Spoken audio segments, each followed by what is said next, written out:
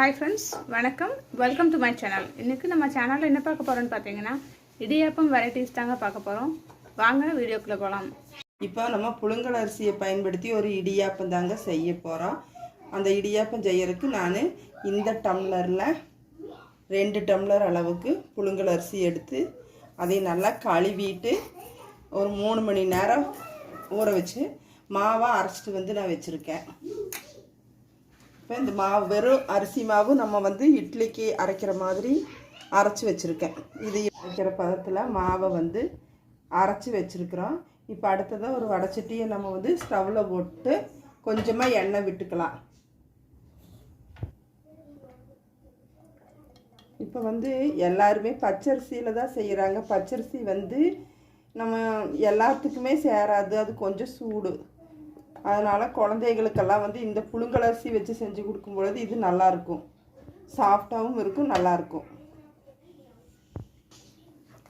மாவை நல்லா இந்த அளவுக்கு கொஞ்சமாக எண்ணெய் விட்டு நல்லா இந்த கட்டி இல்லாமல் கொஞ்சம் நேரம் கலக்கணும்னா மாவு நல்லா கொஞ்சமாக வெந்து இந்த தண்ணியெல்லாம் வற்றி வந்துடும்.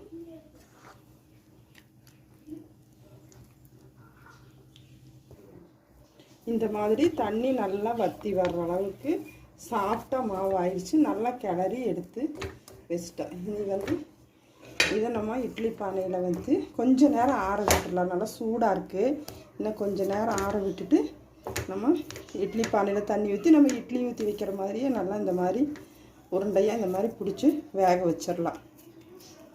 இந்த மாதிரி தட்டில் இட்லி தட்டில் வச்சு போட்டு இப்போ போட்டு காட்டுறேன் உங்களுக்கு. கொஞ்சம் நேரம் ஆறட்டும், அதை மறுபடியும் செஞ்சு காட்டுறேன். இப்போ மாவு இன்னும் கொஞ்சம் நல்லா ஆறிடுச்சு. இப்போ நம்ம இந்த கொலக்கட்டை பிடிச்சி வைக்கிற மாதிரி பிடிச்சி இட்லி பானையில் வச்சு நம்ம இதை நல்லா வேக வச்சு எடுத்துக்கலாம்.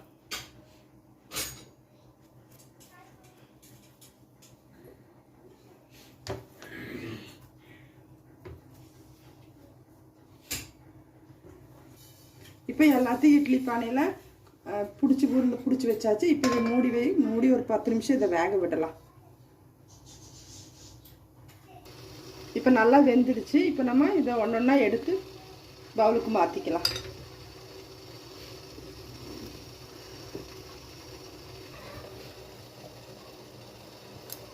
இது சூடாக இருக்குது. சூடாக இருக்கும் பொழுதே நம்ம ஒன்றொன்னா இதுக்குள்ளே எடுத்து வச்சு நம்ம புழிஞ்சிக்கலாம்.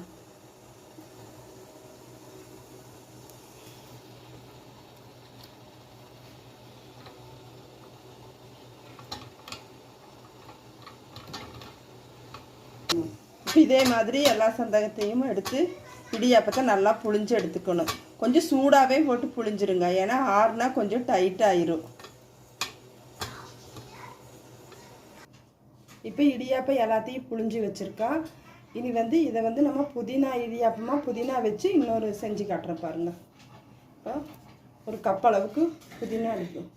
ஒரு கப் அளவுக்கு புதினா தலை எடுத்து சுத்தம் பண்ணி வச்சுருக்குறோம்.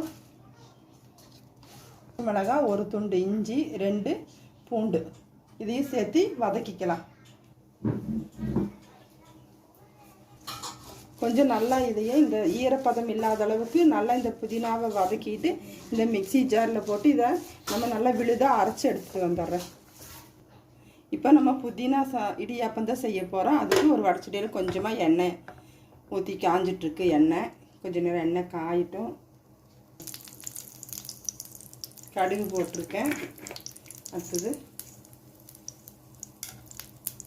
கொஞ்சமாக கடலைப்பருப்பு போட்டுக்கலாம். இப்போ ஒரு சின்னதாக பெரிய வெங்காயத்தை கட் பண்ணி வச்சுட்டு கொஞ்சம் கருவேப்பிலையும் போட்டு தாளித்து விட்டுக்கிறேன். இப்போ இது கொஞ்சமாக புதினா பேஸ்ட்டு சேர்த்துக்கலாம்.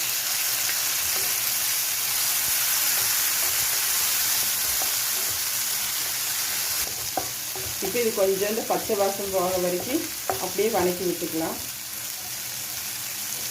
இப்போ கொஞ்சம் நல்லா வணங்கி வச்சு பச்சை வாசம் போயிடுச்சு. இதில் இந்த இடியாப்பத்தை கொஞ்சம் சேர்த்துக்கலாம்.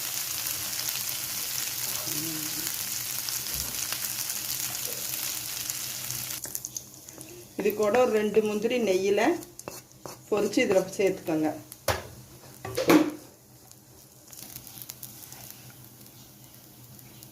இப்போ புதினா இடியாப்பம் ரெடி ஆயிடுச்சு.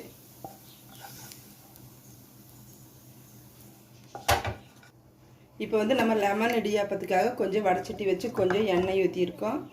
கொஞ்சம் கடுகு சேர்த்துக்கலாம்.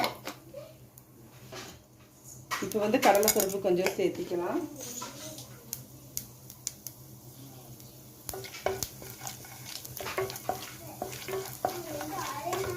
கருவேப்பிலையும்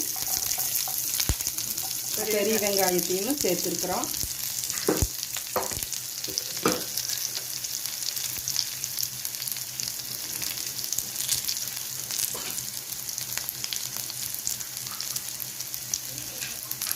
இது கூட காரத்துக்கு ஒரு 2 வரமிளகாய், பச்சை மிளகாய் உங்களுக்கு டேஸ்ட்டாக இருக்காது, அதனால கொஞ்சம் வரமிளகாயும் சேர்த்துக்கோங்க. கொஞ்சம் மஞ்சள் தூள் சேர்த்துக்கலாம்.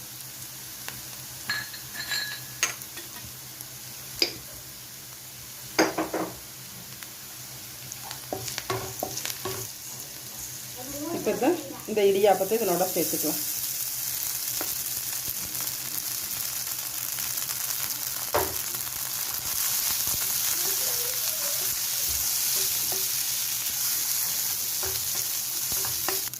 கூட கொஞ்சமாக லெமன் புழிஞ்சு விட்டுக்கலாம். உப்பு கரெக்டாக இருக்குதான்னு உங்கள் டேஸ்ட்டுக்கு ஆகிறப்போ உப்பு சேர்த்துக்கோங்க. உப்பு பார்த்துக்கோங்க. எண்ணெய் ஊற்றி கடுகு போட்டிருக்கேன். கடுகு பொரியுது. இது கூட கொஞ்சமாக கடலைப்பருப்பு சேர்த்துக்கலாம். இது வெறும் சந்தகத்தை தாளித்து காட்டுறேன்.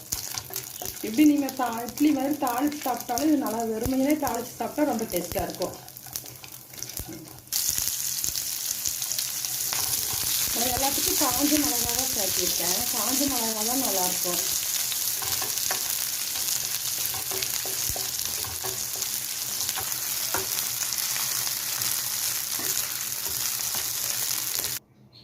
இப்போ புழுங்கல் அரிசியை வச்சு ஒரு இடியாப்பம் செஞ்சுருக்கேன். அந்த இடியாப்பம் வந்து புதினா இடியாப்பம், லெமன் இடியாப்பம், சாதாரணமாக சும்மா தாளித்து வச்சுருக்கேன். ஆனால் நாங்கள் கோயம்புத்தூர் சைடில் சட்னி தான் வச்சு சாப்பிடுவோம். தேங்காய் பால் அதிகமாக சேர்த்திக்க மாட்டாங்க, கொண்டக்கடலை குழம்பும் சேர்த்திக்க மாட்டாங்க. இந்த மாதிரி தான் வச்சு சாப்பிடுவாங்க. இதை நீங்களும் உங்கள் வீட்டில் ட்ரை பண்ணி பார்த்துட்டு இது உங்களுக்கு பிடிச்சிருந்தா லைக் பண்ணுங்கள், ஷேர் பண்ணுங்கள், சப்ஸ்கிரைப் பண்ணுங்கள். நன்றி, வணக்கம்.